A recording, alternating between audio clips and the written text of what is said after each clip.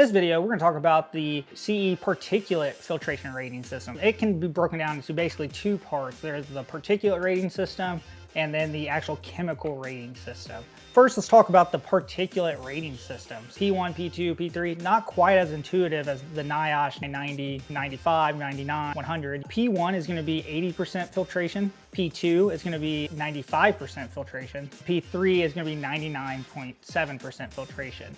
You've got a big jump there between P1 and P2. Most people like to have a P2 particulate filter because 95 is kind of the bare minimum that you want to be able to filter out when you're dealing with airborne particles. Let's go ahead and dive right into the chemical filtration rating system for CE. So CE, it is A, B, E, K.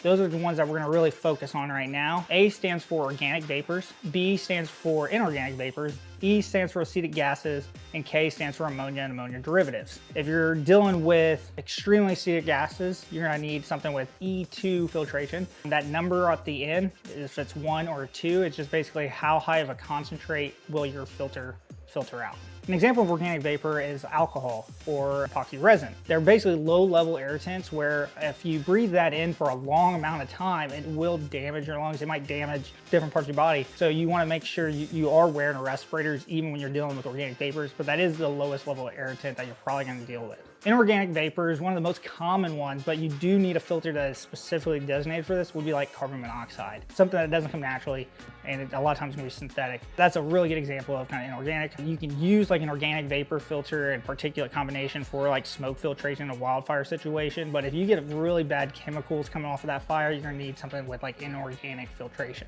Now, acetic gases, one of the big ones is like hydrogen sulfide. If we really want to hyper focus on what people think when they think they need an acetic gas filter or that component, they're going to be thinking probably a biological or chemical attack. A lot of times those are acetic gas kind of base. So you definitely need that E2 filtration rating, which is for acetic gas. Finally, let's talk about what is ammonia. These are commonly found in like things like fertilizer, cleaning supplies. You're going to see a lot of people like in the agriculture industry, you're going to need an ammonia filter. And maybe if you're in a cleaning, if you're doing deep cleaning in the automotive industry, you may also need an ammonia filter.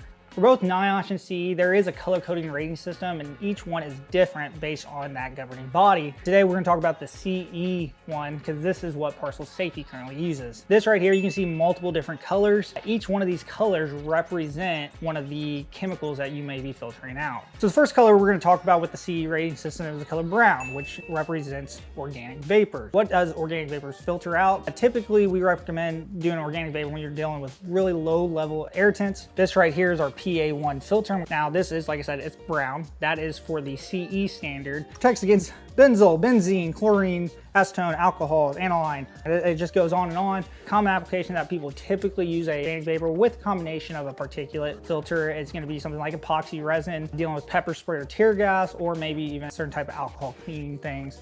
Organic vapors can actually be broken down into two. A filtration type, which is organic vapors with boiling points greater than 65 degrees Celsius. And then there's also AX, which is also color-coded brown, and that's for organic vapors with boiling points less than 65 degrees Celsius. Let's talk about inorganic vapor, which is color-coded gray. A common application where you're going to need an inorganic vapor filter is going to be great for chlorine, hydrogen sulfide, and oil and gas production, pesticide production, and then maybe even water treatment. Acetic gases, which for the CE color-coded yellow, just like here on our MB1 filter, which has multiple filtration capabilities, but for CBRN or an MBC filter, usually you're gonna have an acetic gas component to it. It's gonna be great for sulfur dioxide filtration. Acetic gases are normally present dealing with something like a chemical spill, chemical warfare, or biological warfare agent. When you're looking to filter out acetic gases, make sure you get a color-coded yellow if you're dealing with CE standards. Let's talk about ammonia.